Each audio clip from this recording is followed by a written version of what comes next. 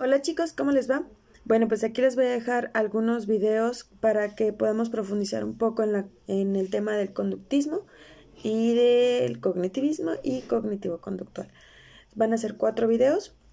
En el primero voy a hablarles principalmente del conductismo, en el segundo de cognitivismo, en el tercero de las terapias cognitivo-conductuales y en el cuarto específicamente voy a trabajar con la terapia racional emotiva conductual de Ellis para poder elaborar la viñeta clínica. Bien, pues sin más preámbulo, como ustedes ya sabrán, como habrán leído ya, la terapia cognitivo-conductual tiene su origen principalmente en dos primeras generaciones, que es el conductismo y después el cognitivismo. Son dos modelos psicológicos, el conductismo y el cognitivismo, que surgieron en diferentes momentos. Propiamente el conductismo tiene antecedentes, hablando específicamente del conductismo, tiene antecedentes con el voluntarismo y el estructuralismo. Si ustedes recordarán, cuando veíamos los primeros modelos psicológicos, Wundt y Titchener tenían un concepto principal, aunque los dos estudiaban la cuestión de sensoperceptual como origen o como variables de la psicología. Los dos tenían una premisa. El fenómeno de la psicología tiene que ser observable y medible para que pueda ser ciencia. Recordemos que ellos vienen a separar, Wundt y Titchener vienen a separar a la psicología de las filosofías. Por eso eran, digamos que tenían esta parte fundamental en su pensamiento de que para que fuera ciencia tenía que ser observable y medible, más allá de que si el alma, de que si las premisas de la humanidad, etcétera, etcétera, ellos querían ver y medir. Entonces, esto lo retoma en gran parte el conductismo y desarrolla varios modelos o varias explicaciones conductistas. Entre ellos, los principales autores conductistas están Pavlov, Thorndike, está Watson y Skinner. Hay más, Hull, Guthrie, Maurer y otros más, ¿no?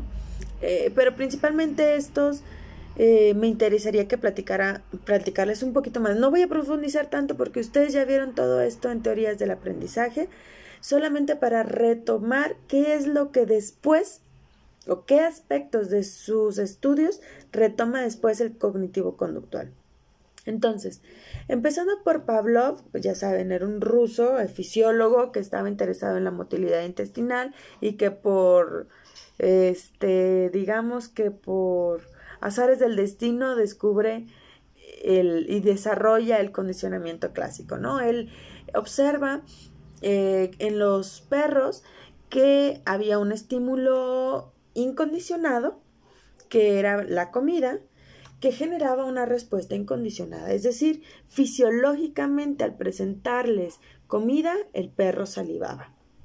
Pero empezó a darse cuenta que cuando presentaba un estímulo condicionado, que por ejemplo en este caso era un sonido o podía ser una luz, etcétera, etcétera, presentaba un estímulo condicionado seguido del estímulo incondicionado, producía una respuesta incondicionada. Es decir, que después de quitar el estímulo incondicionado, presentaba, por ejemplo, la alarma o el sonido, y después de eso inmediatamente el perro empezaba a salivar. La respuesta a la salivación no era una respuesta incondicionada, porque la respuesta incondicionada siempre es después de un estímulo incondicionado. La respuesta de salivar era condicionada porque era seguida del sonido y no propiamente de la presentación del alimento. De Pavlov es importante retomar que él trabajaba propiamente con este modelo que empieza a refinarse más adelante acerca del estímulo y respuesta. Esta es la base fundamental del conductismo. Observación de qué cosas que ocurren afuera provocan un resultado, una conducta. Ese es el principio fundamental del conductismo, y que todavía el cognitivo conductual lo sigue retomando, esta parte de estímulo-respuesta, pero mejorado y refinado, vamos a decirlo así. Después de Pavlov, pues vienen, no se los voy a decir en el orden de aparición cronológico, sino más bien por una cuestión didáctica. Skinner viene con el condicionamiento operante. Entonces, como ustedes sabrán, Skinner hace un montón de experimentos con muchos animales, pero entre ellos ratones, ¿no? Y entonces él observa y determina que hay 3 factores que influyen en la operación de una conducta, es decir, cómo puedo manipular la conducta de un ser vivo, y observa que son 3 factores: reforzador positivo, reforzador negativo y castigo. El reforzador positivo tiene como objetivo, digamos que, aumentar la conducta. Si yo quiero que el niño coma con cuchara, entonces le doy un reforzador, y habla de los reforzadores sociales, pero también habla de los reforzadores materiales, ¿no? Que puede ser desde un bravo hijito, muy bien, bla, bla, bla, o niño, lo que sea, hasta darle un chocolate o hasta ganarse premios, etcétera, etcétera. El reforzador negativo tiene como objetivo aumentar una conducta evitando otra conducta no deseada, como por ejemplo, si quieres seguir viendo la tele, debes de dejar de tirar tus calcetines en el piso. Entonces, ¿qué es este tipo de reforzador negativo?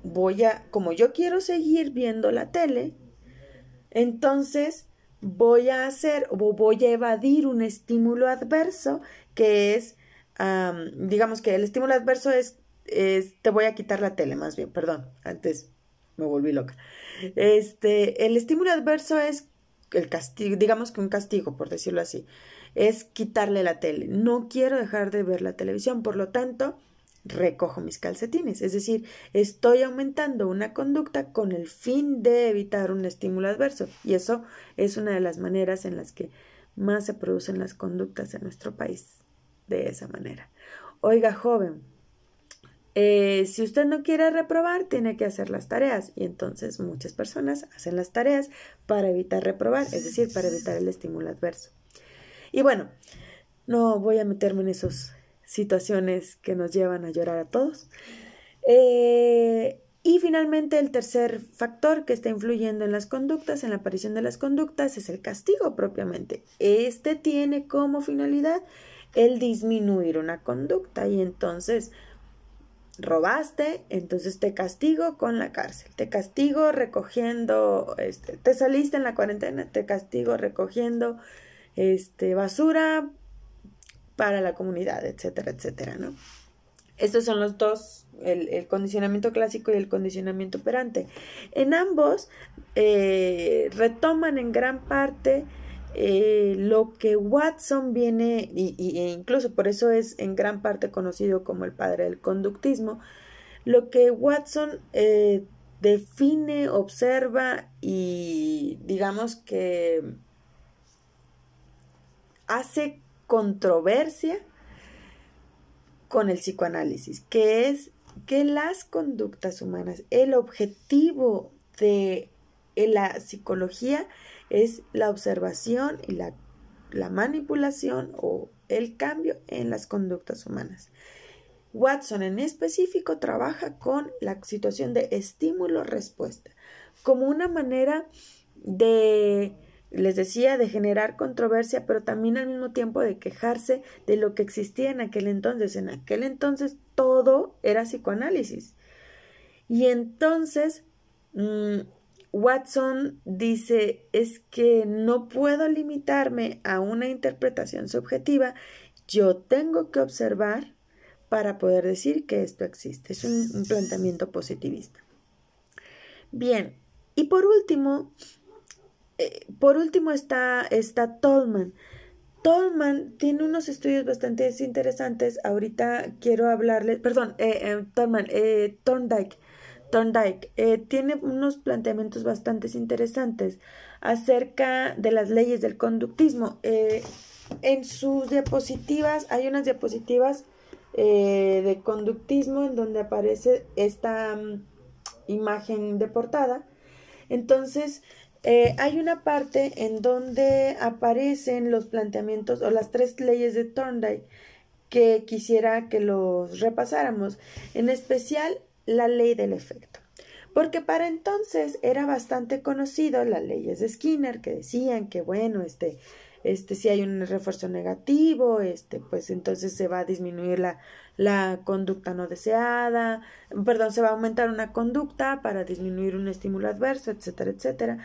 Pero resulta que él se da cuenta que a veces las personas tienen la conducta no deseada solo porque les produce placer. Entonces, hijito, tienes que levantar las calcetines, porque si no te voy a quitar la televisión. Y entonces se da cuenta Thorndike que las personas dejan a propósito de levantar los calcetines porque les genera placer desafiar la autoridad, porque se dan cuenta que es más cómodo no levantar las calcetas, etcétera, etcétera. De alguna manera, el placer es más grande que incluso el reforzador, incluso por las leyes por las leyes que ya había hablado Skinner. Entonces, es bastante interesante esta visión, porque también otra de las leyes de Thorndike tiene que ver, le llama ley del ejercicio, es decir, es importante la retroalimentación constante con quien está aprendiendo, porque de esa manera la persona determina si lo está haciendo bien y si lo puede seguir haciendo. Ustedes se habrán dado cuenta ya que a veces es bastante complicado hacer, por ejemplo, tareas cuando el maestro se desliga por completo, ¿no? Entonces, esas son algunas de las aspectos que retoma después el cognitivo conductual. Bien, en un momento más les dejo otro video para explicarles un poco más del cognitivismo y cómo se hila con el conductismo.